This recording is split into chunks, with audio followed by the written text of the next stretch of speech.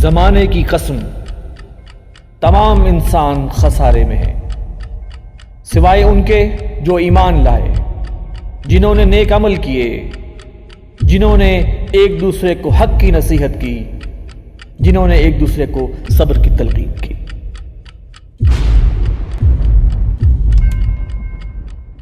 بسم اللہ الرحمن الرحیم۔ السلام علیکم ناظرین، میں ہوں وسیم احمد اور آپ دیکھ رہے ہیں تازہ ترین خبروں پر تبصروں اور تجزیوں کا پروگرام زمانہ گواہ۔ ناظرین، آج امت مسلمہ جس ذلت و پستی کا شکار ہے، اس کی سب سے بڑی وجہ قرآن و سنت سے دوری ہے۔ اسلام دین فطرت ہے اور ہر دین کا ایک امتیازی وصف ہوا کرتا ہے۔ اسلام کا امتیازی وصف شرم و حیا ہے۔ ایک باحیا معاشرے کا قیام دین اسلام کی اولین ترجیحات میں شامل ہے۔ اہل مغرب نے شرم و حیا کی تمام حدیں کراس کر کے اپنا معاشرتی نظام تباہ و برباد کر لیا ہے۔ بدقسمتی سے ہماری ایلیٹ کلاس کی اکثریت اہل مغرب سے اس قدر مرعوب ہے کہ وہ بنا سوچے سمجھے انہیں فالو کر رہی ہے۔ UNO کا سوشل انجینئرنگ پروگرام اور foreign funded NGOs sugar quoted انداز میں ہماری نوجوان بچیوں کو یہ باور کروانے کی کوشش کر رہی ہیں کہ پردہ اور حجاب قدامت پسندی، دقیانوسیت اور جہالت کی علامت ہے، اور عورت کی ترقی اور کامیابی کا انحصار پردے اور حجاب سے آزادی حاصل کرنے میں ہے۔ ناظرین، حقیقت یہ ہے کہ مغربی دنیا ہمیں سیاسی اور معاشی میدان میں بری طرح شکست دے چکی ہے۔ اسلامی تعلیمات پر کسی قدر عمل پیرا ہونے کے سبب ہمارا معاشرتی اور خاندانی نظام کافی حد تک انٹیکٹ ہے۔ ہمیں یہ جان لینا چاہیے کہ ہماری بقا اور استحکام اسلامی تعلیمات کو مکمل طور پر اپنانے سے ہی وابستہ ہے۔ تنظیم اسلامی پاکستان معاشرے میں بہت تیزی سے پھیلتی ہوئی عریانی اور فحاشی کے سدباب کے لیے 25 تا 27 فروری ملک گیر حیا مہم کا آغاز کر رہی ہے۔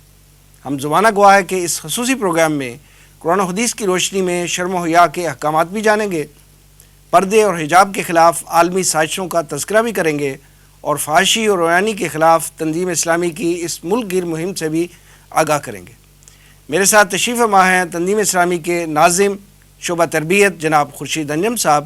ان کے ساتھ تشریف رکھتے ہیں معروف اسکالر اور مصنف ڈاکٹر محمد عارف صدیقی صاحب۔ آئیے گفتگو کا آغاز کرتے ہیں۔ خورشید انجم صاحب، سب سے پہلے تو ہمیں یہ فرمائیے کہ قرآن و حدیث کی روشنی میں شرم و حیا کی ڈیفینیشن کیا ہے؟ الحمدللہ والصلاۃ والسلام علی رسول اللہ۔ دیکھیے، حیا اس کا لغوی مفہوم ہے وقار، سنجیدگی اور متانت، اور یہ ضد ہے بے شرمی، فحاشی اور عریانی کی۔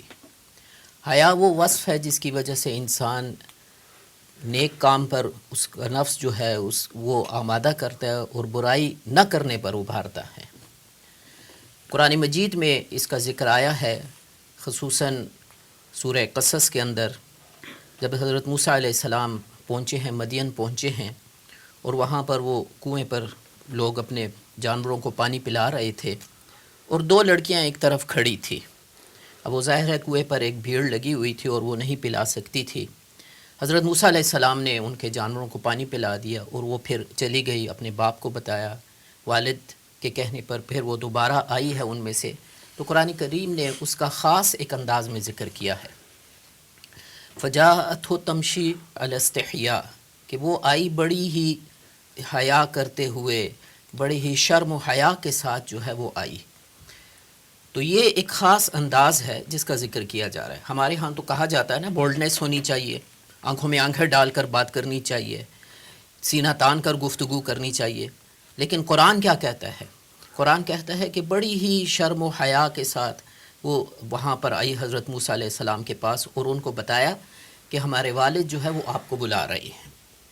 اسی طرح احادیث کے اندر متعدد احادیث ہیں جس کے اندر اس حیا کے وصف کو بیان کیا گیا ہے۔ آپ صلی اللہ علیہ وسلم کا ارشاد گرامی ہے کہ پرانے نبوت کی چیزوں میں سے جو اب تک پہنچی ہے ان میں سے ایک یہ بھی ہے کہ اذا لم تستحی فاصنع ما شئت، اگر تم حیا نہیں کرتے تو پھر جو چاہے کرو۔ یہ ایک پردہ ہوتا ہے حیا کا جو انسان کو روکے رکھتا ہے، وہ برائی نہ کرنے پر اسے آمادہ کرتا ہے۔ فارسی میں کہتے ہیں کہ بے حیا باش و ہر چہ خواہی کن، یعنی بے حیا بن جاؤ، پھر جو کرتے ہو کرو.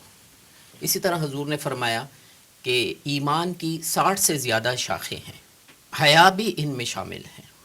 اسی طرح آپ نے فرمایا کہ حیا جس چیز میں آ جائے اسے زینت عطا کرتی ہے، اور جس چیز میں نہ ہو، بے حیائی آ جائے، وہ اسے بدنما بنا دیتی ہے. تو متعدد احادیث ہے. ایک صحابی کے بارے میں آتا ہے کہ وہ اپنے بھائی کو کہہ رہے تھے کہ تم ذرا ضرورت سے زیادہ، جیسے ہمارے ہاں کہا جاتا ہے تم ضرورت سے زیادہ شرم و حیا کر رہے ہو. تو آپ صلی اللہ علیہ وسلم نے فرمایا، اسے روکا اور کہا کہ یہ ایک اچھی صفت ہے، حیا پر قائم رہنا جو ہے یہ تو ایک اچھی صفت ہے. تو احادیث کے اندر بہت ساری احادیث ہے، اس کے علاوہ بھی ہیں جس میں اس چیز کی طرف ترغیب دی گئی ہے، حیا کی طرف. اور اللہ کے نبی نے فرمایا کہ اللہ سے حیا کرو، اور تمہارے سر اور سر کے اندر جو کچھ ہے، یعنی آنکھیں ہیں، کان ہیں، دماغ ہے، ناک ہے، منہ ہے، ٹھیک ہے، اس کی حفاظت کرو. اور پیٹ اور اس کے اندر جو ہے، یعنی اس کے اندر دل ہے، شرمگاہ ہے، اسی طرح جو ہے معدہ ہے، تو یہ ساری چیزیں جو ہے اس کی حفاظت کرو. تو یہ حیا اللہ سے حیا ہے. پھر ایک حدیث میں آپ نے یوں بھی فرمایا کہ اللہ سے بھی ایسے حیا کرو جیسے تم اپنے آپ میں کسی صالح مرد سے حیا کرتے ہو. اب اس کے اندر سارا کچھ آ گیا، یعنی اللہ سے حیا، بندوں سے بھی حیا. جس طرح انسان جو ہے بعض اوقات کوئی کام کرتا ہے لیکن والد کے سامنے نہیں کرتا، تو اسی طرح اس چیز کو آگے بھی بڑھا کر، تو حیا کا ایک بڑا ہی وسیع مفہوم ہے. اچھا، اسی سے جو ہے حیا کا جو لفظ ہے، اسی سے حیات بھی ہے. اور بارش کو بھی اسی قرآن مجید میں اسی طرح حیات کے لفظ سے تعبیر کیا گیا ہے. تو یہ ایک زندگی عطا کرتی ہے. یہ حیا جو ہے انسان کے اندر اگر ہو تو یہ انسان کو زندگی عطا کرتی ہے. ڈاکٹر صاحب یہ فرمائیے گا کہ معاشرے سے بے حیائی کے خاتمے اور شرم و حیا کو فروغ دینے کے لیے والدین اور ہمارے علماء کرام، ہمارا میڈیا اور حکومت کیا رول ادا کر سکتے ہیں؟ آپ نے 4 میجر اسٹیک ہولڈرز کا ایک ہی فقرے میں ذکر کر دیا. جی. جواب تھوڑا لمبا بن جاتا ہے، لیکن بہرحال سب سے پہلے تو ان چاروں اسٹیک ہولڈرز کو یہ دیکھنا ہوگا کہ ان کی اپنی پرائرٹی کیا ہے، کہ ہم اپنی ذمہ داری سمجھ رہے ہیں. اگر بچے کو ہم کہتے ہیں یا بچی کو ہم کہتے ہیں کہ وہ تو چلو ناسمجھ ہے، تو اس کا امیڈیٹ کیئر ٹیکر کون ہے؟ اس کے پیرنٹس ہیں. اب آپ پیرنٹس کا رویہ دیکھیں تو وہ کیا کہتے ہیں؟ ابھی بچی ہے، وہ مغرب کو فالو کرنا چاہتے ہیں، لباس میں، انداز میں، اطوار میں. اس کا لباس جو وہ سلواتے ہیں یا ریڈی میڈ لیتے ہیں وہ مکمل مغربی لباس کی عکاسی ہوتا ہے. اور حیران کن حد تک جن لوگوں کو پتہ نہیں ان علم بھی ہے کہ نہیں کہ اپنی بچیوں کو، لڑکیوں کو، نوجوان لڑکیوں کو جو ٹائٹس پہناتے ہیں مغرب کی نقالی میں، ایکچولی وہاں کے وہ انڈر گارمنٹس ہیں. جو ان کے انڈر گارمنٹس ہیں انہیں یہ پبلک ہم نے مکمل لباس بنا لیا، انہیں مکمل لباس بنا دیا. انہیں دیکھ لیں. اور المیہ یہ ہے کہ وہ لڑکی جب اس طرح کا لباس پہنتی ہے ٹائٹس والا، تو سب سے آخر میں اس کا باپ یا بھائی دیکھتا ہے. اس کی وجہ یہ ہے کہ ان کی آنکھوں میں وہ شرم اور حیا ہوتی ہے، اور نظر بھر کر اپنی بیٹی اور بہن کو دیکھ نہیں پاتے. وہ گزرتی ہے تو وہ شرم سے آنکھیں نیچی کر لیتے ہیں، مگر وہ آنکھیں نیچی کرتے ہیں. بازار میں کوئی آدمی آنکھیں نیچی نہیں کرتا، اداروں میں کوئی آنکھیں نیچی نہیں کرتا. تو والدین کیا اپنی ذمہ داری کو سمجھ رہے ہیں یا نہیں سمجھ رہے؟ دس از نمبر 1. اس کے بعد آپ بات کر رہے ہیں میڈیا کی. اگر آپ میڈیا کی بات کریں تو میڈیا، ڈاکٹر اسرار صاحب کے کئی لیکچرز میں یہ بات ذکر ہو چکی ہے کہ 95% کے قریب میڈیا قبضہ یہود میں ہے. بالکل صحیح. تو انہی کا ایجنڈا ہوگا، اسی کو فالو کریں گے. آپ ٹی وی کے جتنے پروگرامز ہیں آپ دیکھ لیں کہ اس میں کوئی نیوز کاسٹر، کوئی اینکر آپ کو دوپٹے میں، اسکارف پہ نظر نہیں آئے گی، ماں سوائے ایک چینل کی، ایک خاتون کا، جس کے پیچھے بھی ایک خاص گروپ ہے. پابندی ہے. اگر آپ ڈراموں کو دیکھ لیں تو ڈراموں کا کنسیپٹ یہ ہے کہ کوئی مظلوم، پسی ہوئی، ان پڑھ، جاہل عورت دکھانی ہے تو وہ دوپٹے والی ہوگی. اگر کوئی ماڈرن، پڑھی لکھی، sophisticated, decent, bold, out spoken خاتون دکھانی ہوگی تو وہ بغیر پردے کے، کٹے ہوئے بالوں کے ساتھ اور شوخ میک اپ کے ساتھ ہوگی. یعنی اسے بتایا گیا کہ یہ امپورٹنس لینی ہے تو تمہیں اس لباس میں، اس حلیے میں آنا پڑے گا. میڈیا اسے پروموٹ کر رہا ہے، اور میڈیا کے جو پرسنز ہیں انہیں ہماری نوجوان نسل آئیڈیلائز کرتی ہے، انہیں رول ماڈل سمجھ کر ان جیسا بننا چاہتی ہے. انہیں دیکھ لیں آپ. تعلیمی اداروں میں چلے جائیں تو 2-4 تعلیمی ادارے جو اسلامی اقدار کو لے کے چل رہے ہیں انہیں آپ سائٹ پر کر دیں. اوورآل جتنے بھی تعلیمی ادارے ہیں باقی جو 90% سے بھی زیادہ ہیں، آپ ان کے سٹاف کا لباس دیکھ لیں، سٹاف کے بولنے کا طریقہ دیکھ لیں. تو بچے بچیاں جو ہیں وہ اپنے ٹیچر کو آئیڈیلائز کرتے ہیں، رول ماڈل، میں ٹیچر جیسا بنوں گی. تو ٹیچر نے جو پہنا ہے بچی نے گھر آ کے کہنا ہے مجھے بھی یہ پہناؤ. تو میڈیا تو وہ کرے گا. دیکھیں میڈیا کے پیچھے کیا ہے، یہ بہت امپورٹنٹ بات جو میں آپ کو بتانا چاہتا ہوں. میڈیا کے پیچھے کارپوریٹ ورلڈ ہے. میڈیا کو پیسہ چاہیے، اشتہارات کی صورت میں پیسہ چاہیے، کارپوریٹ ورلڈ کا سپورٹ چاہیے. اب عورت کو بے پردہ کرنے سے کارپوریٹ ورلڈ ترقی کرتا ہے, صرف دوپٹہ اتروا دینے سے, صرف ایک لپسٹک لگا لینے سے, صرف ایک فیشن شو منعقد کر دینے سے آپ بتائیے کہ کتنے بلین ڈالرز کی انڈسٹری کو فروغ ملتا ہے. تو میڈیا تو ظاہر ہے کہ انہی کا ساتھ دے گا جن کا وہ پلیئر ہے. تو میڈیا کارپوریٹ ورلڈ کا پلیئر ہے, تو میڈیا نے انہی کی سائڈ سے کھیلنا ہے. اب یہ ہماری مرضی ہے کہ ان کی جانب سے کک کی جانے والی بال کو ہم کیسے روکیں. اس کے بعد ہم بات کرتے ہیں حکومت کی, جن کی یہ ذمہ داری بنتی ہے. جی بالکل. لیکن حکومت جب بین الاقوامی اداروں سے فنڈنگ لیتی ہے, بین الاقوامی این جی او سے فنڈنگ لیتی ہے, یو این سے فنڈنگ لیتی ہے, تو اسے ان کے احکامات کو بھی تسلیم کرنا پڑتا ہے. مثال کے طور پہ کے پی کے ایک منسٹر تھے, جماعت اسلامی کے امیر محترم سراج الحق صاحب, جی انہوں نے ایک پروگرام میں ایک بیان میں اپنے بتایا کہ یو این کی طرف سے کچھ ایڈ آئی, تو اس کے لیے جو بل بورڈز تیار ہونے تھے اس میں شرط یہ تھی کہ ان کے اوپر عورت کی تصویر ہو. اچھا, عورت انہوں نے اپنے لیے ایک پروڈکٹ بنا دیا, اس پروڈکٹ کو استعمال کر کے انہوں نے باقی دروازے کھولنے ہیں. تو گورنمنٹ ان تمام اداروں سے فنڈنگ لیتی ہے, پھر ان کے احکامات کو فالو کرنا پڑتا ہے. جو ٹیچنگ دی جاتی ہے وہ سلیبس کی جو آؤٹ لائن وہاں سے آتی ہے, اس سلیبس میں بھی اس طرح کی چیزیں ہوتی ہیں جس سے بچوں اور بچیوں کے ذہنوں کا انتشار میں ڈالا جا سکے.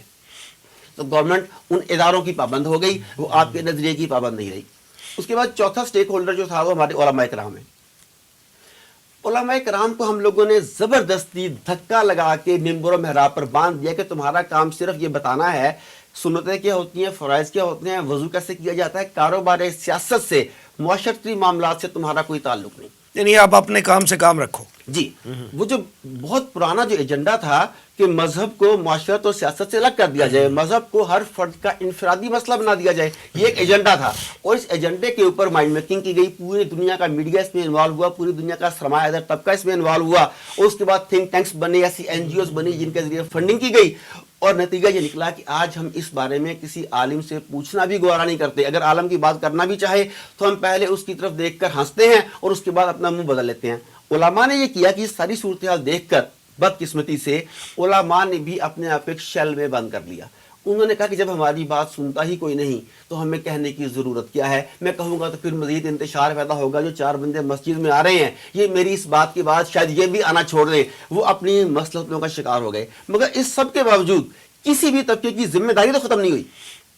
میں سمجھتا ہوں کہ اگر اسٹیٹ اپنا کام نہیں کر رہی, ادارے اپنا کام نہیں کر رہے, تعلیمی ادارے اپنا کام نہیں کر رہے, میڈیا اپنا کام نہیں کر رہا, حتیٰ کہ علماء بھی اگر وہاں پہ بیٹھے ہوئے ہیں, تو کیا بطور والدین یہ ہماری ذمہ داری نہیں ہے کہ ہم اپنے بچوں اور بچیوں کو اس حیا کا, اس شائستگی کا درس دیں جو ایمان کا جزو ہے.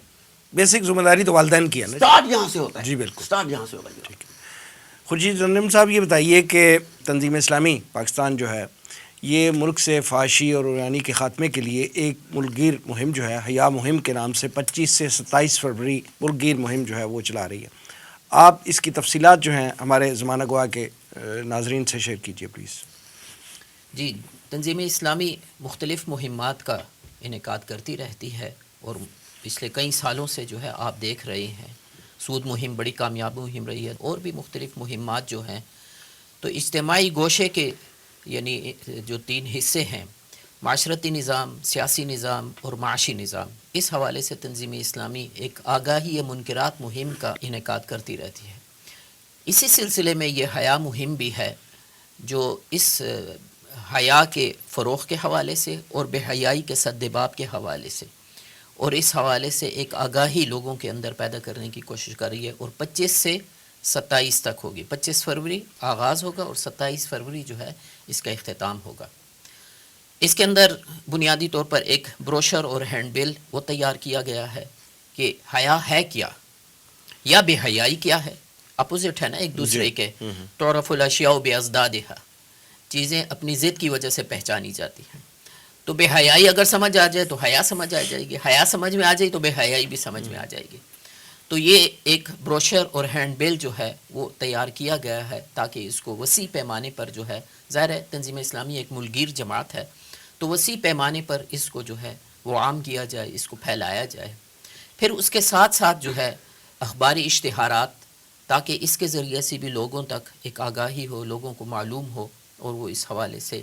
پھر سوشل میڈیا پر اس میں بھی مختلف سلوگنز جو ہیں وہ تیار کیے گئے ہیں, اور مختلف عبارتیں ہیں, مختلف مضامین, یہ ساری چیزیں جو ہیں سوشل میڈیا پر بھی اس مہم کا حصہ ہے. پھر امیر محترم شجاع الدین شیخ صاحب کی جانب سے علماء کرام کے نام ایک خط لکھا گیا ہے تاکہ ان علماء کرام کو پہنچایا جائے کہ یہ جو مہم ہو رہی ہے اس کے اندر تنظیم کا یہ پیغام جو ہے یہ حیا کے حوالے سے جو ہے ایک مہم چل رہی ہے، آپ بھی اپنا حصہ اس میں ڈالیں ٹھیک، اور لوگوں کو اس موضوع کے حوالے سے خاص کر یعنی ایک دعوت عمل دی گئی جی اجتماعات جمعہ میں جو ہے اس چیز کو جو ہے بیان کرے۔ اب اس وقت پورا ایک سینیریو جو بنا ہوا ہے اور جس طرح سے دھکیلا جا رہا ہے پوری امت کو جو ہے جس طرح سے اس طرف، یہ خالی پاکستان کی تو بات نہیں ہے، پوری دنیا کے اندر جو کچھ ہو رہا ہے اور ایک طرح سے وہ جو مغربی ایجنڈا ہے جیسے ڈاکٹر صاحب نے ابھی بتایا ہے جس طرح سے دھکیلا جا رہا ہے، تو علماء بھی اپنی ذمہ داری کو محسوس کریں اور کم از کم اجتماعات جمعہ کے اندر ایک تیار مجمع ان کے سامنے موجود ہوتا ہے، ان کو بتائیں، اس حوالے سے جو ہے ان کو ایجوکیٹ کریں۔ تعلیم بالغاں کا سب سے بڑا پروگرام تو وہ یہ ہے کہ وہ خود بخود لوگ چل کر آتے ہیں اور وہاں جو ہے ان کو ایجوکیٹ کیا جا سکتا ہے۔ تو بجائے اس کے جس طرح ڈاکٹر صاحب نے کہا تھا ادھر ادھر کی باتیں کرنے کے بجائے ان چیزوں کی طرف لوگوں کو توجہ دلائی جائے، عوام الناس کو توجہ دلائی جائے۔ پھر اس کے ساتھ ساتھ مختلف جماعتیں جو ہیں، دینی جماعتیں جو ہیں بلکہ سیاسی جماعتیں جو ہیں، ان کے سربراہان کو بھی ایک خط امیر محترم کی جانب سے لکھا گیا ہے اور ان کی توجہ بھی اس طرف دلائی گئی ہے کہ آپ اپنے اپنے جو دائرہ کار ہے، جو دائرہ اثر ہے، اس کے اندر لوگوں کی توجہ اس طرف دلائی جائے۔ پھر اس کے ساتھ ساتھ مختلف مکاتب فکر ہیں، مثلا سیاسی رہنما ہیں، ججز ہیں، وکلاء ہیں، بیوروکریٹس ہیں، ہر مکتبہ فکر کے لوگوں کے نام ایک خط ہے۔ اسی طرح پارلیمنٹیرینز ہیں، ایم این ایز ہیں، سینیٹرز ہیں، ایم پی ایز وغیرہ، یہ سب جو ہیں ان کے نام بھی یہ خط لکھا گیا ہے اور ان کی توجہ اس طرف دلائی گئی کہ جو شخص جہاں پر موجود ہے اپنے دائرہ اختیار کے اندر وہ کوشش کرے، وہ کوئی سینیٹر ہے تو وہاں بات رکھے، کوئی ایم پی اے ہے تو وہاں بات رکھے، کوئی ایم این اے ہے تو وہاں بات رکھے، جو فورمز ان کے پاس موجود ہے ان پر بات کی جائے۔ اور یہ 3 دن ایک مختصر سی وہ ہے ہماری، لیکن اس کے اندر کوشش ہے کہ زیادہ سے زیادہ اس پیغام کو جو ہے وہ عام کیا جائے، پھیلایا جائے اور لوگوں تک اس کی آگاہی ہو، یہ ہمارا مقصد ہے۔ خورشید انجم صاحب، دیکھنے میں یہ آیا کہ تنظیم اسلامی جو ہے وہ عریانی اور فحاشی اور سود کے خلاف جو ہے وہ اکثر مہمیں چلاتی ہے، اس کا آپ نے ذکر بھی کیا، جی جی، لیکن ہم دیکھتے ہیں کہ معاشرے میں دیگر منکرات بھی پائے جاتے ہیں۔ اگر میں لسٹ آن کرنا شروع کروں تو ایک بڑی طویل جو ہے اس کی لسٹ ایک بن سکتی ہے۔ آپ ان 2 کے علاوہ یعنی سود اور عریانی اور فحاشی کے علاوہ دیگر منکرات پہ فوکس کیوں نہیں کرتے، ان سے کیوں صرف نظر کرتے ہیں؟ پہلی بات تو یہ ہے کہ یہ تاثر کچھ صحیح نہیں ہے۔ تنظیم اسلامی مختلف مواقع پر مختلف حوالوں سے اپنی مہمات چلاتی رہتی ہے، مثلا غیر اللہ کی حاکمیت، اس پر بھی ہماری ایک مہم چلی ہے۔ اسی طرح کچھ یہ تو منکرات کے حوالے سے ہے، رمضان المبارک کے حوالے سے مہمات چلتی ہیں، رجوع الی القرآن کے حوالے سے، اسی طرح جو ہے زکوٰۃ کے حوالے سے۔ دوسری چیز یہ ہے کہ اس وقت دیکھیں کہ سب سے بڑا منکر جو ہے اس وقت جو ہے، ایک تو وہ میں نے جیسے کہا کہ سب سے بڑا ہاتھی کے پاؤں میں سب کا پاؤں، وہ تو غیر اللہ کی حاکمیت ہے، ٹھیک ہے، اس کے اندر جو ہے اصل چیز تو وہ ہے۔ پھر اعمال کے اندر ہم دیکھتے ہیں جس طرح عقائد کے اندر شرک سب سے بڑا گناہ ہے، جس کے بارے میں اللہ تعالیٰ فرماتے ہیں کہ شرک کو میں معاف نہیں کروں گا، باقی گناہ کو چاہوں معاف۔ یعنی دیکھیے نا، میں جیسے پہلے عرض کیا کہ سب سے بڑا شرک کیا ہے، وہ غیر اللہ کی حاکمیت ہے۔ ان الحکم الا للہ، سروری زیبا فقط اس ذات بے حمدہ کو ہے، حکمراں ہے ایک وہی، باقی بتانے حاضر ہے۔ تو سب سے بڑا شرک تو وہ ہے۔ باقی ہماری گفتگوؤں کے اندر، تقریروں کے اندر وہ ساری چیزیں آتی رہتی ہیں، لیکن جو ٹارگٹ ہے وہ تو سب سے بڑا شرک ہے، اس کو ہم ٹارگٹ کر رہے ہیں۔ پھر اسی طرح جیسے میں نے عرض کیا کہ اعمال کے اندر جتنا غضب اللہ تعالیٰ کا سود پر بھڑکتا ہے کسی اور چیز پر نہیں بھڑکتا۔ فَإِلَّمْ تَفْعَلُوا فَأْذَنُوا بِحَرْبٍ مِّنَ اللَّهِ وَرَسُولِهِ، اگر اس سود سے باز نہیں آتے تو پھر اللہ اور اس کے رسول سے جنگ کے لیے تیار ہو۔ ہم کہتے ہیں کہ اللہ کی نصرت نہیں آتی، اللہ کی مدد نہیں آتی، تو جس کے ساتھ ہم حالت جنگ میں ہیں، یعنی دنیاوی طور پر بھی اگر کسی شخص کے ساتھ ہمارا دشمن ہے، حالت جنگ میں ہو، اور اسے ہم کہیں کہ بھائی ہماری فلاں چیز میں مدد کرو، تو کیسے ممکن؟ تو اللہ کے ساتھ ایک طرف تو ہم حالت جنگ میں ہیں اور دوسری طرف ہماری یہ کیفیت ہے آج کیوں ذلیل کے کل تک نتی پسند، گستاخی فرشتہ ہماری جناب میں۔ تو گستاخی فرشتہ ہماری جناب میں نہیں، اور آج جو ہے وہ ذلت کے آخری درجے میں جو ہے وہ ہم پہنچے ہوئے ہیں۔ اسی طرح جہاں تک معاملہ ہے سیاسی طور پر انہوں نے وہ جو سرمایہ دارانہ جمہوریت ہے اس میں جکڑ لیا ہے. معاشی طور پر سود کے اندر بالکل وہ پوری طرح سے جو ہے وہ آئی ایم ایف ہو ورلڈ بینک ہو اور اس کے نیچے بھی جتنا بھی کرتے تھے وہ سارے طرح جھگڑے. ایک یہاں یہ میدان ہے جس میں معاشرتی نظام سماجی نظام جس میں ابھی ہم کسی درجے میں آزاد ہیں. جتنے بھی گئے گزرے ہیں بہرحال ہمارے ہاں ایک حیا کا تصور ہے پردے کا تصور ہے ٹھیک ہے وہ بھی رواجی رہ گیا ہے لیکن بہرحال کچھ نہ کچھ یہ وہ میدان ہے. اب اس پر ان کا مورچہ ہے. انہوں نے مورچہ جو ہے اس پر لگا لیا ہے کہ ہم تو ڈوبے ہیں صنم تم کو بھی ڈوبیں گے. اور یہ کوئی زیادہ پرانی بات نہیں ہے 100-150 سال پرانی ورنہ پہلے جو ہے خواتین جو ہے یورپ کے اندر بھی بالکل وہ پوری طرح ڈھکی ہوتی تھی. لیکن وہ جو زائنسٹ کا جو ہوا ہے ایلڈرز کا جو اجتماع ہوا تھا 1898 کے اندر اور اس کے بعد جس طرح سے وہاں بے حجابی اور بے حیائی کا وہ کیا گیا ہے اب آپ دیکھ لیجئے مرد تو وہ پوری طرح ملبوس ہوگا. یورپ کی سردی کا بھی اندازہ لگا لیجئے وہ اس نے نیکٹائی بھی لگائی ہوگی 3 پیس سوٹ بھی پہنا ہوگا پوری طرح. لیکن عورت جو ہے وہ اس حالت میں بھی وہ شرٹ اسکرٹس کے اندر اور جس طرح سے وہ آ رہی ہوتی ہیں. تو یہ اب وہ اس چیز کو یہاں بھی لانا چاہ رہے ہیں. چنانچہ اقوام متحدہ کا بھی یہ ایجنڈا ہے. قاہرہ کانفرنس اور بیجنگ کانفرنس اور بیجنگ +5 اور یہ ساری جو ہیں وہ ہمارے اوپر یہ جو اسلامی ممالک ہیں جن کے اندر وہ ابھی حیا کی رمق موجود ہے اس کو جو ہے اس کو نکالنے کے لیے یہ یوں کہہ لیجیے کہ یہ ڈنگ نکالنے کی کوشش کی جا رہی ہے. اور وہی بات ہے بے حیا باش جو میں نے پہلے بھی کہا ہے وہ ہر چے خواہی کن.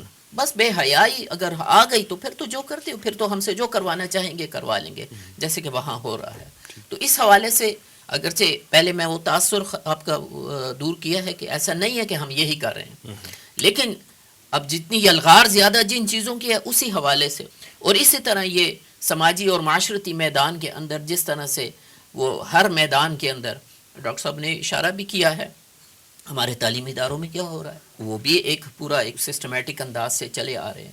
ہماری حکومت کو تو اس سے کوئی دلچسپی نہیں ہے. وہ تو اپنے مینڈکوں کی پنسیری ہے ایک کو بچاتے ہیں دوسرا نکلتا ہے وہ تو اپنے اسی مشغلے میں لگے ہوتے ہیں اور لگایا بھی جاتا ہے تاکہ یہ معاملات جو ہیں وہ خود ہی ٹیکل کرتے رہیں.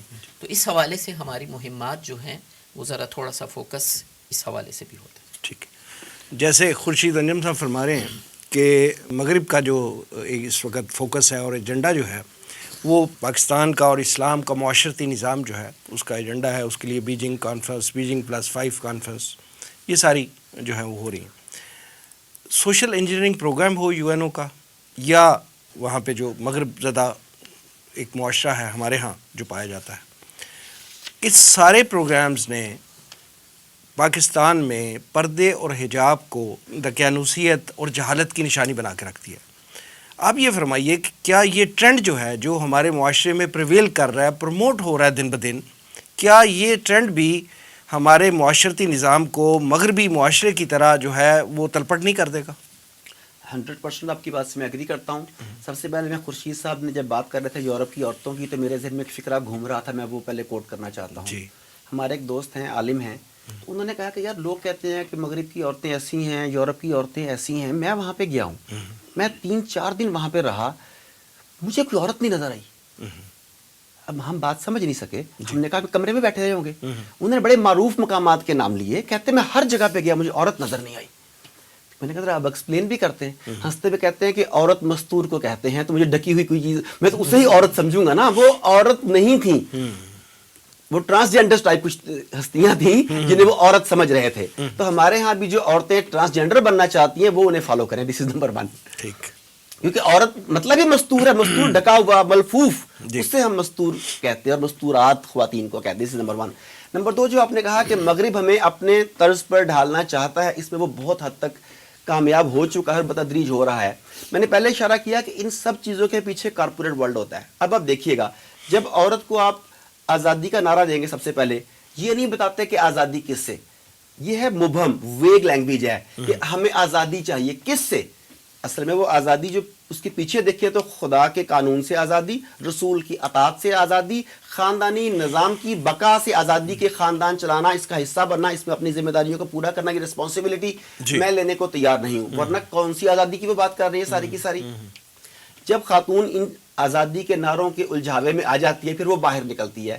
گھر میں وہ باپ, بھائی, شوہر یا بیٹے کو چائے پانی کافی دیتے ہوئے اس کا ایک نعرہ جو آج کل خواتین لگا رہی ہیں, یہ ہماری خواتین نہیں, یہ چند ہزار خواتین صرف جو نعرہ لگاتی ہیں اپنا کھانا خود گرم کر لو, یہ پھر ہوٹلوں میں, جہازوں میں ہر غیر مرد کو وہ سب کچھ پیش کرتے ہوئے عزت محسوس کرتی ہیں.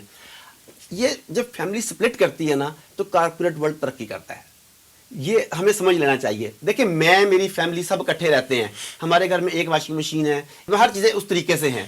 اب فیملی سپلٹ ہو گئی, میاں کے پاس علیحدہ وہ تمام چیزیں چاہیے, خاتون کے پاس علیحدہ تمام چیزیں چاہیے. گھر میں کھانا نہیں پک رہا, لڑائی ہو گئی ہے, یا عورت کہیں اور کام کر رہی ہے, کھانا باہر سے آئے گا, پھر ہوٹل انڈسٹری کو فروغ ملے گا. اس ساری چپکرش میں جو بچے سفر کر رہے ہوں گے, اب سائیکیٹرسٹ اور سائیکولوجسٹ جو ہیں ان کا کاروبار چلے گا. پھر میاں بیوی دونوں اینٹی ڈپریسنٹ دوائیاں کھائیں گے تو فارما انڈسٹری فروغ پائے گی.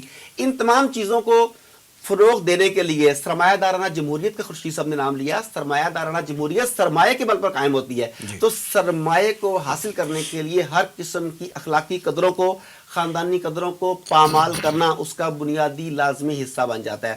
اب وہ ہمارے اوپر حملہ آور ہیں. در حقیقت یہ صرف عورت کو بے لباس کرنا یا عورت کو چراغ خانہ کی بجائے شمع محفل بنانا, یہ جسٹ فرنٹ پر ہے. اس کے پیچھے وہی کارپوریٹ ایجنڈا ہے, اس کے پیچھے وہی شیطانی نظام کی حکومت قائم کرنا ہے, وہ دجالی نظام قائم کرنا جس میں آپ کے اندر سے شرم نہ ہو, حیا نہ ہو, جہاد کا جذبہ نہ ہو, حریت نہ ہو. دیکھیں جب آپ بے حیا ہو گئے, آپ کے گھروں میں آ کے جو مرضی بھی کر لیں, آپ کو اس سے ذکر کوئی نہیں ہے. ہم اپنے گھروں میں جو کچھ دیکھ رہے ہیں, آپ کے سامنے حیا کیسے ختم ہوگی. آپ دیکھ لیں کہ موبائل میرے ہاتھ میں ہے, میں اس وقت کسی بھی قسم کا کوئی بھی چینل کھولتا ہوں, میں آپ ہی کا پروگرام دیکھنا چاہتا ہوں, تو سائٹ پر ایک ویڈیو چل رہی ہوتی ہے جس کے اوپر ایسی چیزیں نظر آ رہی ہیں جو میں نہیں دیکھ سکتا, مگر وہ سب کے سب مجھے زبردستی جبرن دکھائی جا رہی ہیں. اب یہاں پر انسانی آزادی, وہ حقوق انسانی کی پاسداری ختم ہو جاتی ہے کہ اگر آپ کا یہ حق ہے کہ آپ اس طرح سے چیزیں پیش کرو, تو میرا بھی تو یہ حق ہونا چاہیے کہ میں یہ نہیں دیکھنا چاہتا تو مجھے یہ چیز پیش نہ کرو. تو یہاں پر بھی حقوق انسانی ہیں وہ ختم ہو گئے. حقوق انسانی ان کی ہیں جو ہمیں ولگیرٹی کی طرف, بے حیائی کی طرف لے کے جانا چاہتے ہیں, جو ان سے بچنا چاہتے ہیں ان کے لیے نہیں. آپ انڈیا میں چلے جائیں, وہاں پہ وہ مسکان بہن کا جو معاملہ ہوا, اس کے بعد کرناٹک ریاست میں جو کچھ ہوا, وہاں کی ہائی کورٹ نے جو فیصلے دیے, وہاں کی ٹوٹل اشرافیہ, ان کا ہندوتوا ایجنڈا, ان کا ہندوتوا لیڈرز ہیں, ان تمام کے تمام نے کرناٹک کی ہائی کورٹ کو سپورٹ کیا, آر ایس ایس کے, وشو پریشد کے گنڈوں کو سپورٹ کیا, اور پوری دنیا اس پہ خاموش. یہاں پر پاکستان میں کسی ایک جگہ پر ذرا سا کسی کو ٹھوکر لگ جائے تو اس کے بعد پوری دنیا کا عالمی میڈیا اکٹھا ہو جاتا ہے, وہ تمام ادارے لٹ پکڑ کر ہمارے پیچھے دوڑ پڑتے ہیں کہ تم نے حقوق انسانی کی پامالی کر دی. اس وقت پوری دنیا میں کسی کو انڈیا میں ہونے والا یہ ناٹک نظر نہیں آ رہا جو کرناٹک کی ریاست میں ہو رہا ہے. اس کا مطلب یہ ہوا کہ پوری دنیا سے مراد عالم کفر, پوری دنیا اس وقت ایک ایجنڈے پر متفق ہے, وہ ہے کہ مسلمانوں کے اندر سے ان کی بنیادی اقدار کو نکال دیا جائے, خواہ وہ جہاد کے نام پر ہوں, خواہ وہ شرم و حیا کے نام پر ہوں, خواہ وہ سودی نظام سے بغاوت کے نام پر ہوں, جو بھی ہیں. جب مسلمان نے اقدار کو چھوڑے گا پھر مسلمان سے لڑنے کی ضرورت نہیں رہے گی. ہمارے پڑوس میں افغانستان میں دیکھ لیں, انہوں نے مغربی میڈیا کی یلغار کے آگے ہاتھ نہیں ڈالے, ہتھیار نہیں ڈالے. انہوں نے عورتوں کو بے لباس نہیں ہونے دیا, عورتوں کا پردہ نہیں ٹوٹنے دیا, انہوں نے اپنے خاندانی نظام کی اکائی کو بچا کے رکھا, انہوں نے سودی نظام کو اس کے اندر گھسنے نہیں دیا. جن تمام چیزوں کا ابھی خورشید صاحب نے ذکر کیا کہ ہم ان کے خلاف مہم چلاتے ہیں, انہوں نے اسے کر کے دکھایا. نتیجتاً 40 سے زائد ممالک, پورے کا پورا عالم کفر, اس کے ساتھ ہمارے بھی کچھ لوگ شامل ہو کر ان پر چڑھ دوڑے, مگر انہوں نے اپنے ایمان, اپنے اسلام کی بنیادی اساس اقدار پر قائم رہنے کی وجہ سے امریکہ کو, صلیبی فوج کو وہ ذلت آمیز شکست دی جو گزشتہ 1000 سال میں سب سے بڑی شکست ہے. تو وہ ہم سے یہ ہمارا زیور, ہمارا ہتھیار چھیننا چاہتے ہیں اور ہمیں اس کے آگے بند باندھنا ہوگا. ڈاکٹر صاحب آپ نے چند سو یا چند ہزار خواتین کی مثال دی ہے. اب یہ فرمائیے کہ یہ جو خواتین ہیں, اگرچہ لمیٹڈ نمبر ہے, کروڑوں کے ملک میں بڑا لمیٹڈ سا نمبر ہے, جو اس طرح کا مغرب ڈریون ایجنڈا جو ہے وہ لے کے چل رہی ہیں, وہ کنونشن بھی کرتی ہیں, وہ سیمینارز بھی کرتی ہیں, وہ عورت حقوق کے نام پہ مارچ بھی کرتی ہیں. آخر اس کام کے لیے فنڈز درکار ہوتے ہیں. یہ فنڈز ان کے پاس آتے کہاں سے؟ اور یہ فنڈز ملین نہیں بلینز آف ڈالر ہیں. ان کے پاس یہ فنڈز کہاں سے آتے ہیں؟ ایک ایک کمپین کے اوپر جتنے پیسے لگتے ہیں, ان میں شریک ہونے والوں کو کتنے پیسے دیے جاتے ہیں, یہ تمام شرکاء کو بھی پیسے ملتے ہیں. جی انہیں بھی پیسے. دیکھیں جو چند 100 خواتین سٹیج پر آتی ہیں, جب آپ انہیں جا کے لاسٹ عورت مارچ میں یہی ہوا. جب جا کے انٹرویو کیے گئے تو پتہ چلا چند ایسی ان پڑھ خواتین تھیں جو گھروں میں کام کرتی تھیں, انہیں پتہ بھی نہیں تھا کہ یہ کیا ہے. انہیں پلے کارڈ دیے گئے, انہیں ان عورتوں نے اپنے ماڈرن کپڑے دیے کہ تم نے یہ کپڑے پہن کر اس میں جانا, تمہیں 5,000 ملے گا, تمہیں 10,000 ملے گا, تمہیں 20,000 ملے گا. تو انہیں تو پتہ بھی نہیں تھا کہ کیا ہو رہا ہے. اس میں ٹرانسجینڈرز شامل تھے جو عورتوں کے حقوق کے نام پر اپنے کسی خاص طرح کے حقوق مانگنا چاہ رہے تھے. اچھا, انہیں جو فنڈز ملتے ہیں, ان فنڈ میں جو بین الاقوامی ادارے ہیں اس میں آپ کو ایک دو اداروں کا کھل کے ذکر کر دیتا ہوں. ایک ہے Amnesty international. Amnesty international feminism کو اور حقوق نسواں جسے وہ کہتے ہیں, میں اسے قید نسواں کہتا ہوں, وہ خواتین کو ایک نئے جال میں قید کرنے کے لیے بے تحاشا پیسہ خرچ کرتے ہیں. ایسی تنظیمیں, ایسی این جی اوز بناتے ہیں جن میں سے ایک ایل جی بی ٹی ہے. ہم ایل جی بی ٹی کے اوپر بھی شاید پہلے کبھی بات کر چکے ہوں. L G B T, L stands for lesbians, G stands for gays, B stands for بائی سیکشول, ٹی اسٹینڈس فار ٹرانسجینڈرس. یہ ایل جی بی ٹی ایک ایسی عالمی تنظیم بن چکی ہے جس کا ہر ملک میں دفتر ہے. بین الاقوامی ادارے آپ کو فنڈ نہیں دیتے اگر آپ انہیں کام کرنے کی اجازت نہ دیں. اور آپ حیران ہوں گے کہ لاسٹ ایئر جو 2021 میں جو عورت مارچ ہوا ہے اس میں سب سے زیادہ نمایاں فلیگز جو تھے وہ ایل جی بی ٹی کے تھے. اچھا, اب یہ کیوں ہو رہا ہے, انہیں پیسہ وہ کیوں دیا جا رہا ہے؟ دیکھیں, اس وقت پوری دنیا اقوام متحدہ سمیت اقوام متحدہ کا ایجنڈا ہے ایجنڈا 2030. ایمنسٹی انٹرنیشنل کا بھی یہی 1 پوائنٹ ایجنڈا ہے, ڈی پاپولیشن, کہ دنیا کی آبادی ان کے خیال میں دنیا کے وسائل سے زیادہ ہو چکی ہے. تو وہ کہتے ہیں کہ دنیا کی آبادی کو منیمائز کیا جائے. اس کے لیے ضروری ہے کہ عورت کو یہ کہا جائے کہ تم بچے پیدا نہ کرو گے, تمہاری ذمہ داری نہیں ہے, تم کیوں ذمہ داری لیتی ہو. اچھا, اب دیکھیے گا ایک میزائل پھینکتے ہیں, میزائل ملینز آف ڈالر کا, وہ جس جگہ پہ جا کے گرے گا وہاں پہ چند عمارتیں گر جائے گی, وہاں پہ چند درجن یا شاید چند 100 لوگ جہاں بھاگ ہو جائیں اور چند 100 زخمی ہو جائیں, یہ اس کا اثر ہے, دیٹس اٹ. لیکن جتنے $1 ملین کا ایک میزائل بنتا ہے, اگر اتنے $1 ملین اس طرح کی کمپین پر لگا دیے جائیں کہ تم اپنی آبادی کو کنٹرول کر لو, یا سیم سیکس میرجز کو پروموٹ کیا جائے, یا عورت مارچ کے نام پر انہیں یہ کہا جائے کہ ہم نے تمہارے بچے پیدا نہیں کرنے, ہم خاندانی نظام سے بغاوت کرتے ہیں, تو وہی چند $1 ملین جو ایک میزائل پر خرچ ہونے تھے, وہ چند $1 ملین یہاں پہ خرچ کر کے انہوں نے سینکڑوں نہیں ہزاروں آنے والے بچوں کا راستہ روک دیا, ہزاروں گھروں کو اجاڑ دیا. تو ان کا ایجنڈا تھا وہ اس طرح سے پورا ہوتا ہے. تو پورا ورلڈ بینک انہیں سپورٹ کرتا ہے, ایمنسٹی انٹرنیشنل نے سپورٹ کرتی ہے, یو این کے بڑے بڑے ادارے انہیں سپورٹ کرتے ہیں, اور ہم لوگ آنکھیں بند کر کے سمجھتے ہیں کہ چلو یہ چند عورتیں نکل کے اپنا گلا پھاڑ رہی ہیں, اپنا شوق پورا کر لیں, ہم تھوڑی سی تماشبینی کر لیتے ہیں. یہ تماشبینی گھروں تک پہنچ گئی ہے آپ کے. We should be very careful. ٹھیک. خورشید انجم صاحب, خواتین کے عالمی حقوق کے دن جو جس متنازع مارچ کی تفصیلات جو ہیں ڈاکٹر صاحب ہمیں بتا رہے ہیں, یہ دن جو ہے منانا اور اس کا مارچ کرنا اور اس حوالے سے جو ہے بہت زیادہ پروٹیسٹ کرنا پاکستان میں بھی ایک روایت پچھلے چند سالوں سے بن گئی ہے. اب اس متنازع مارچ کے خلاف حکومتی حلقوں سے بھی آواز اٹھنا شروع ہو گئی ہے کہ اس متنازع مارچ کو جو ہے وہ بین کیا جائے. آپ کے خیال میں حکومت کو اس ایشو پہ کیا ایکشن لینا چاہیے؟ پاکستان واحد مملکت ہے, مملکت خدا داد پاکستان, جو اسلام کے نام پر وجود میں آئی. اسرائیل کے بارے میں کہا جاتا ہے, بانی محترم ڈاکٹر اسرار رحمہ اللہ فرمایا کرتے تھے کہ وہ بھی ایک نسلی مذہب ہے.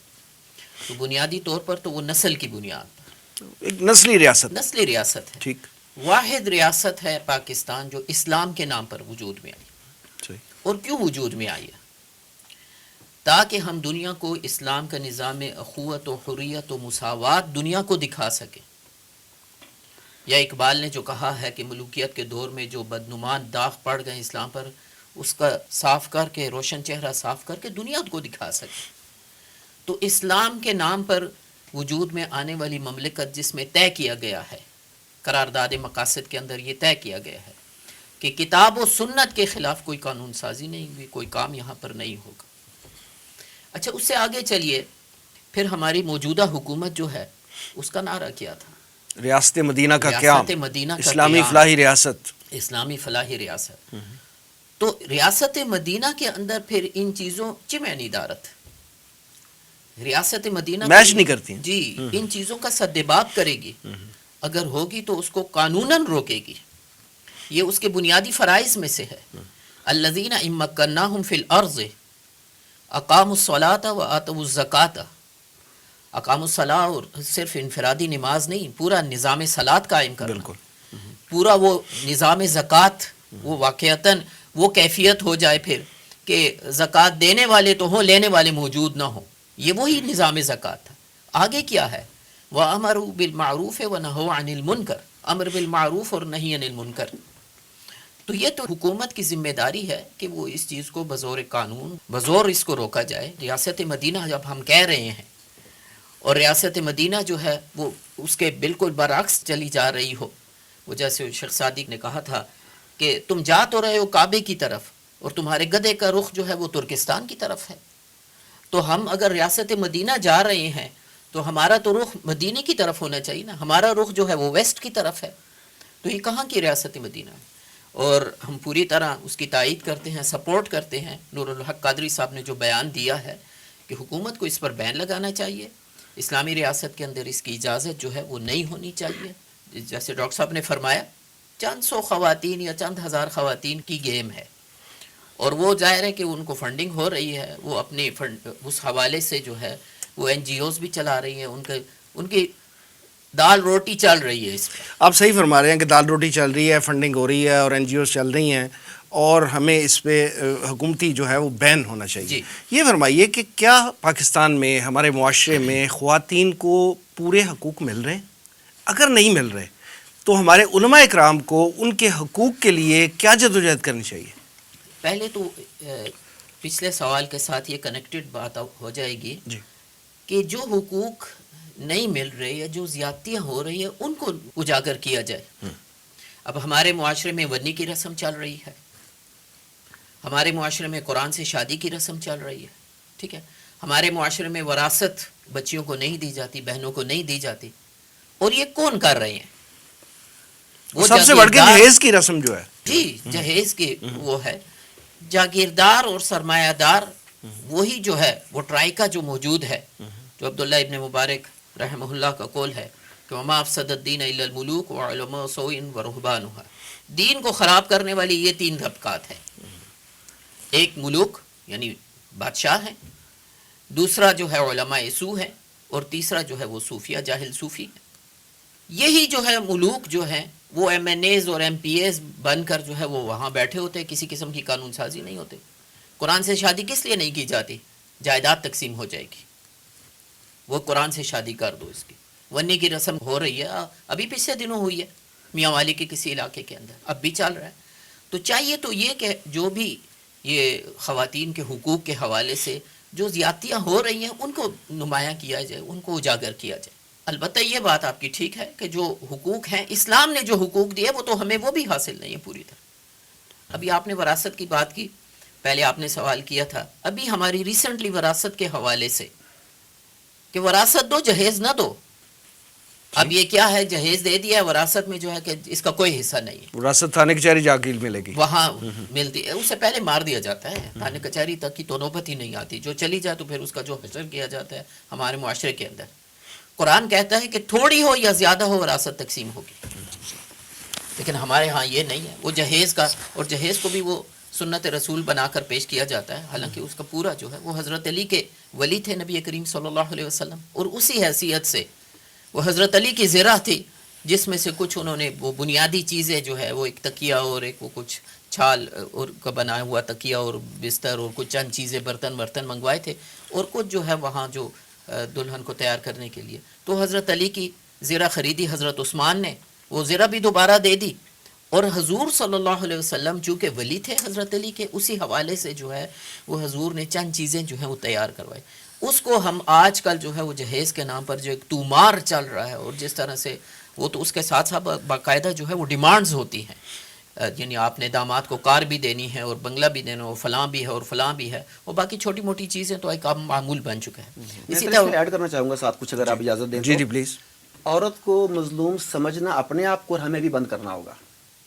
یہ فیمنزم کی تحریکیں اس طریقے سے چیزوں کو پروموٹ کرتی ہیں کہ عورت دنیا کی سب سے مظلوم ہستی ہے. ابھی ہم نے دو چیزوں پہ اس گفتگو میں بات کی ہے، ایک جہیز کے اوپر، ایک ہم نے وراثت کے اوپر اور اس طرح کے حقوق کے اوپر بات کی ہے. آپ دیکھیں کہ جو جہیز دیا جا رہا ہے، ٹھیک ہے، ہم خود کہتے ہیں کہ یہ مناسب غیر مناسب بلکہ بری چیز ہے، لعنت ہے. وہ جہیز لڑکی دے رہی ہے کہ لڑکے کا باپ اور بھائی دے رہا ہے؟ ونس اگین یہاں پہ پس مرد ہی رہا ہے. اچھا اگر آپ چلو صرف لڑکی تک محدود رکھیں تو لڑکی کو جہیز مل رہا ہے تو جہیز تو لعنت ہے، تو بری کون سی سنت ہے؟ آپ ذرا بیلنس کر کے تو دیکھیں کہ ہو کیا رہا ہے ہمارے ساتھ. آپ کہتے ہیں کہ جہیز لعنت ہے، تو مجھے بتائیے بیوٹی پارلر کا 2 لاکھ کا بل کون سی سنت ہے؟ آپ کہتے ہیں جہیز لعنت ہے، تو مجھے یہ بتائیے کہ 1.5 لاکھ کا لہنگا کون سی سنت ہے؟ آپ نے خود اپنے اوپر یہ چیزیں لادی ہوئی ہیں اور اس کے بعد الزام دے رہے ہیں مردوں کے اوپر، مردانہ معاشرے کے اوپر. عورت مظلوم بن کے بیٹھی ہوئی ہے. شاید 1% خاتون ہو جو اپنے خرچے خود اٹھاتی ہوگی ان ساری چیزوں کے، وہ بھی مرد ہی اٹھا رہا ہے کسی نہ کسی شکل میں. ادھر سے مرد ہے دولہے والوں کی طرف سے یا دولہے والوں کی طرف سے، پس مرد ہی رہا ہے. تو آئی تھنک ہمیں اس کانسیپٹ کو بھی چینج کرنا ہوگا. یہ فیمنزم کا کانسیپٹ ہے کہ عورت دنیا کی سب سے مظلوم ہستی ہے، عورت دنیا کی سب سے ہم سے ریسپیکٹڈ ہستی سمجھتے ہیں، باوقار ہستی سمجھتے ہیں، اسی لیے ہم گھر میں اس کے تمام حقوق کا تحفظ کرتے ہیں. اس میں ایک جملہ میں اضافہ کروں گا کہ ہر ایک اپنا اپنا دائرہ کار. بالکل ایگریڈ. جب دائرہ کار کے اندر رہیں گے تو کوئی مسئلہ نہیں ہو. شانہ بشانہ اس مفہوم میں نہیں ہے کہ وہ بھی باہر نکل کر کمائے. بالکل صحیح. شانہ بشانہ یہ ہے کہ اس کا کام گھر کی ذمہ داری ہے، یعنی نئی بحیثیت نسل کی انسان ذمہ دونوں داری. ایک طرح جی کے. یہ باہر نکلے گا، نان نفقہ اس نے ذمہ داری لی، اس کو بیاہ کر لایا ہے، اب یہ اس کی ذمہ داری ہے. وہ تھوڑا کھلاتا ہے، بہت، ہر شخص کی اپنی اپنی وسعت ہے نا. تو نان نفقہ اس کی ذمہ داری ہے، اس کو پروٹیکشن دینا، اس کی عزت آبرو اور ہر چیز کا خیال رکھنا. گھر کے اندر جو ہے، اچھا نبی علیہ الصلوۃ والسلام کی حدیث ہے کہ عورت بھی جو ہے وہ نگران ہے اپنے بچوں کی، اور شوہر کا جو مال ہے، دوسری چیزیں ہیں، حدیث کے اندر اس کا بھی ذکر ہے، اس کی نگران ہے، اس کی بھی ایک حیثیت. تو شانہ بشانہ اس طرح ہے کہ یہ شانہ ایک اور کام کے لیے، یہ شانہ جو ہے ایک اور کام کے لیے ہے. تو دونوں ملیں گے، یہ گاڑی ملے گی تو چلے گی. باقی جو کچھ ہو رہا ہے، گورباچوف نے کیا کہا تھا کہ ہم نے عورت کو نکال دیا ہے، اب جو ہے سب سے بڑی ہم بلیسنگ یہ ہوگی کہ عورت کو واپس لے آئیں، اس کو گھروں میں بٹھائیں. اچھا ڈاکٹر صاحب یہ بتائیے کہ یہ جو ہمارے معاشرے میں عورت مارچ کے نام پہ، عورتوں کی آزادی کے نام پہ، حقوق نسواں کے نام پہ جو کچھ بھی ہو رہا ہے، یہ سارا اس کی ڈیٹیل آپ نے بھی بتائی ہیں، خورشید صاحب بھی بتا رہے ہیں. یہ بتائیے کہ آئین پاکستان کیا ایسی خواتین کو، ہمارے معاشرے کو زہر آلود کرنے کی اجازت دیتا ہے؟ اب تو ان کے اثرات جو ہیں ہماری تعلیمی اداروں میں بھی آنے شروع ہو گئے ہیں. آپ نے اکثر دیکھا ہوگا کہ ہماری تعلیمی اداروں میں جو فنکشنز ہوتے ہیں وہاں پہ کس طرح کی ڈانس کی محافل اور اس طرح کا سارا کو ایجوکیشن والا سسٹم جو ہے وہ چل رہا ہے، اور اس کے ساتھ ساتھ یہ ساری برائیاں بھی آ رہی ہیں. اس کا تدارک کیسے ممکن ہے؟ تعلیمی اداروں کی جو آپ نے بات کی وہ تو اس وقت سب سے بڑا المیہ بن چکا ہے. تعلیمی ادارے ان پروگرامز کے بل پر ایڈمیشن کرتے ہیں.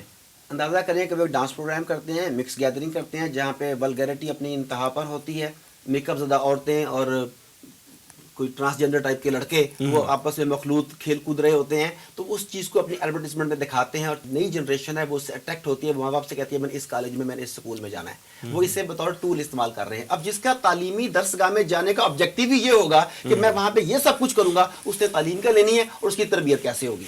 یہ والدین کے لیے ایک سوال ہے. دوسرا، آپ نے آئین پاکستان کی بات کی تو جیسا کہ ابھی خورشید صاحب نے بھی کہا کہ آئین پاکستان یہ کہتا ہے کہ پاکستان چونکہ اسلام کے نام پر بنا ہے، اس کا نظریہ، اس کی بنیاد لا الہ الا اللہ ہے اور قرارداد مقاصد میں بھی یہ لکھا ہوا ہے.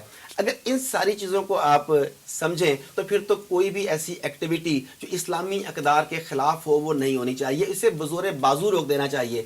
مگر دو باتیں ہیں. ایک تو یہ جیسا میں نے پہلے عرض کی کہ ہم لوگ بین الاقوامی اداروں کے چنگل میں پھنسے ہوئے ہیں، ہمیں ان کے ایجنڈے کو فالو کرنا پڑتا ہے. دوسری بات، خورشید صاحب نے غیر اللہ کی حاکمیت کے شرک کی طرف اشارہ کیا تھا، وہ اصل میں جمہوریت کی طرف اشارہ کر رہے تھے. میں ذرا کھلے لفظوں میں کہہ دیتا ہوں. اب ہمارے آئین میں بھی تضاد ہے. آئین میں وہ یہ کہہ رہے ہیں قرارداد پاکستان میں، قرارداد مقاصد میں، کہ کوئی آئین قرآن و سنت کی روح کے خلاف نہیں بنایا جائے گا، اور آگے ہی اسی آئین میں لکھا ہوا ہے کہ قرآن و سنت کے خلاف کوئی آئین نہیں بنایا جائے گا بشرطے کہ وہ ملک کے انتظامی سٹرکچر سے متصادم نہ ہو. اب پرابلم کہاں پہ آ گئی؟ آپ نے لوگوں کو الجھا دیا پہلے حصے میں کہ دیکھو ہمارے تو آئین کا حصہ ہے، لیکن آگے انہوں نے ڈیٹیل دی اس ڈیٹیل میں یہ بشرطے کے کر دیا. بشرطے کا مطلب ہے کہ ہم نے نہیں کرنا، بشرطے کے انتظامی انفراسٹرکچر متاثر نہ ہوتا ہو. اب یہ کہتے ہیں انفراسٹرکچر متاثر ہوتا ہوگا. آپ اندازہ کریں کہ امریکہ کے، فرانس کے، جرمنی کے، ان کے سفارت خانوں میں ہم جس پرستوں کے اجلاس ہوئے، LGBT کی گیدرنگز ان سفارت خانوں میں ہوئی، حکومت پاکستان چپ ہے. اس کا مطلب ہے کہ حکومت پاکستان کو جو کرنا چاہیے وہ نہیں کر پا رہی. ریاست مدینہ ثانی کی ہم بات کرتے ہیں، شاید ہم غلط سمجھے، بتانے والوں کا مقصد ریاست ثانی مدینہ وہ ہے جو آج مدینہ کی ریاست میں وہاں بھی جو چل رہا ہے، شاید ان کے نزدیک ہو کہ میں نے ویسی ریاست مدینہ بنانی ہے. ہم یہ سمجھے تھے کہ 1500 سال پہلی ریاست مدینہ کی بات کر رہے تھے، مگر شاید وہ آج کی ریاست مدینہ کی بات کر رہے تھے جہاں سارا کچھ ہو سکے گا. آئی تھنک کہ ہمیں پریشر بلڈ کرنا چاہیے. جس طرح کی ہم بات کر رہے ہیں ایسے ٹاک شوز ہونے چاہیے, ایسے تھنک ٹینکس بننے چاہیے جو گورنمنٹ تک اپنی پیغام پہنچائیں, اپنا میسج کنوے کریں کہ ہم پبلک اویئرنیس کا جو ہے ہم اس پہ سمجھوتا کرنے کو تیار نہیں ہے. والدین ایسے تعلیمی اداروں کا بالکل بائیکاٹ کریں. دیکھیں ایسی تعلیم کسی کام کی نہیں. آپ کی بچی موبائل میں کچھ اچھی چیز پڑھنے کی بجائے, دیکھنے کی بجائے وہ ٹک ٹاک پہ لگی ہوئی ہے, وہ کسی لائکی ایپ کے اوپر لگی ہوئی ہے, گھر گھر میں ناچ گانا ہو رہا ہے, آپ کو پتا بھی نہیں کہ آپ کی بچی اس میں کہاں پہ انوالو ہے. جو اویئرنیس کمپینز چلاتے ہیں, جس طرح آپ نے بھی اپنی اویئرنیس کمپینز کا کہا, تو میں ایک فیڈ بیک بھی دینا چاہوں گا آپ کی ایک سود کے خلاف اویئرنیس کمپین کا, کہ میرے اپنے ذاتی تعلقات میں کچھ ایسے احباب تھے جو اس کشمکش میں تھے کہ وہ سود کا سہارا لے کر کوئی وقتی سہولت حاصل کر لیں, اور ان دنوں میں آپ کی یہ کمپین چل رہی تھی. انہوں نے مجھ سے ڈسکس کیا, انہوں نے توبہ کی اور اس سے باز رہے. الحمدللہ. اس کا مطلب ہے کہ ہمارے یہ ایسی کمپینز کا فرق پڑتا ہے. یس, ہاں, آپ کو ماسز پہ فوراً نظر نہیں آتا, لیکن جو تبدیلی نسل در نسل چلتی ہے, جو آج اب کام کر رہے ہیں 30-40 سال کے بعد سامنے آئے گا اصل میں کیا ہوا. اس کے اثرات جب مرتب ہوں گے. ڈاکٹر سراج صاحب نے جو باتیں 20-25 سال پہلے کہیں, اس وقت لوگوں کو سمجھ آئی, اب سمجھ آ رہی ہیں. اب وہ لوگ نے بار بار ریپیٹڈلی, اب انہیں سمجھ آ رہی ہے کہ کیا بات کہی جا رہی تھی. اسی طرح آج جب اویئرنیس کمپین چلا رہے ہیں, یہ راتوں رات انقلاب نہیں آئے گا, لیکن تبدیلی کا آغاز ہو چکا ہے, اور میں آپ ہم سب اس مشن میں اکٹھے رہیں گے, عوام ہمارے ساتھ ملے گی, اور پاکستان کو وہی پاکستان بنائیں گے جسے بنانے کے لیے ہمارے اجداد نے قربانیاں دی تھیں. خورشید صاحب, فائنلی یہ فرمائیے گا کہ تنظیم اسلامی جو ہے ملک میں تبدیلی کے لیے محض نہروں کے ساتھ نہیں کہ ہم ریاست مدینہ بنا دیں گے, یہ کر دیں گے, وہ کر دیں گے, ملک کو پیرس بنا دیں گے, اس طرح نہیں ہے. تنظیم اسلامی کا خیال ہے کہ پاکستان میں تبدیلی جو ہے ایک تحریک اور انقلاب کے ذریعے ممکن ہے. آپ یہ فرمائیے کہ یہ انقلاب جو ہے یہ کسی فرد کی زندگی میں, کسی خاندان کی زندگی میں, کسی معاشرے میں کیسے برپا ہو سکتا ہے؟ جی, بنیادی طور پر تو جو بھی کام ہوگا فرد سے ہی ہوگا. جی, افراد کے ہاتھوں میں ہے اقوام کی تقدیر, ہر فرد ہے ملت کے مقدر کا ستارہ. تو کام تو ادھر ہی سے چلے گا. خود نبی کریم صلی اللہ علیہ وسلم کی سیرت جس کو ہم اپنا منہج قرار دیتے ہیں اور اسی کو فالو کر رہے ہیں, تو ایک فرد واحد سے کام شروع ہوا. حضور صلی اللہ علیہ وسلم نے دعوت دی, اس دعوت کی بنیاد پر جو لوگ آئے ان کو منظم کیا گیا, پھر ان کی تربیت کی گئی, اور پھر اس کے بعد جو ہے وہ پیسیو ریزسٹنس اور ایکٹیو ریزسٹنس, اور پھر مسلح تصادم کا مرحلہ جو ہے وہ آیا. تو بنیادی طور پر ان ماسز کے اندر ہی, عوام کے اندر کام کر کے لوگوں کو اس کام کے لیے تیار کرنا ہے. یہ کام جو ہے یہ صرف آگاہی منکرات مہمات, یہ تو صرف آگاہی ہے. اس سے آگے بڑھ کر پھر ایک اسلامی انقلاب کے لیے وہ جیسے توجہ دلائی ہے, اس سے پہلے پریشر گروپ وہ بنانا, اور اس کے بعد جو ہے پھر اس کو لے کر آگے چلنا, ایک احتجاجی تحریک میں اس کو بدلنا. تو خاندان ہی سے بنیادی طور پر فرد, یہی فرد جو ہے اپنے اوپر اپنے دائرہ اختیار, جو بھی اس کا دائرہ اختیار ہے, اس میں اسلام کو نافذ کرے. ایک شخص جو ہے وہ کہتا ہے کہ حکومت کی سطح پر اسلام نافذ ہونا چاہیے, لیکن اپنے دائرہ اختیار میں نہیں کرتا یا اپنے اوپر بھی نہیں کرتا, تو وہ تو ایک طرح سے جھوٹ بول رہا ہے. وہ اپنے تو کاز اور اپنی مشن کے ساتھ جو ہے وہ مخلص نہیں ہے. تو اپنے اوپر اور اپنے دائرہ اختیار میں شریعت کو نافذ کیا جائے, یہ بنیادی چیز ہے. اور پھر اس کے بعد جو ہے وہ اجتماعیت اس کو لے کر آگے بڑھے گی. اس چیز کی ضرورت کا احساس لوگوں کو دیا جائے کہ ایک احتجاجی تحریک کے ذریعے, ایک انقلاب کے ذریعے ہی یہاں پر ایک تبدیلی آ سکتی ہے. اور باقی یہ جو میوزیکل چیئر ہمارے ہاں چل رہا ہے, یہ کبھی اقتدار میں ہائیلی لیول پر تو ایک پارٹی نہیں, دوسری اب وہ باریوں والی کھیل رہے ہیں, اور نچلے لیول پر کرے تو چچا نہیں بھتیجا آ جائے گا, بھتیجا نہیں تو بھانجا آ جائے گا, بھانجا نہیں تو کزن آ جائے گا. وہ ایک ہی خاندان کے اندر جو ہے وہ آپس میں ہی مخالفت کر رہے ہیں, بلکہ باپ ایک جماعت میں ہے, بیٹا دوسری جماعت میں ہے, تو وہ ایک چل رہا ہے یہ سلسلہ. تو اس طرح سے یہ کوئی بھی تبدیلی آنے نہیں, چہرے نہیں نظام کو بدلو, اور نظام ایسے ہی بدلنا ہوگا کہ ہمیں وہ ایک احتجاجی تحریک, ایک انقلاب کے لیے تیاری, اور تیاری جو ہے وہ افراد ہی سے شروع ہوگی, اور ہر فرد ہے ملت کے مقدر کے ستارہ, وہ اپنے دائرۂ اختیار میں, اور پھر آگے لے کر جو ہے اس چیز کو ایک تحریک کی صورت میں اس کو کام کو جو ہے وہ آگے بڑھایا جائے, دعوت دی جائے.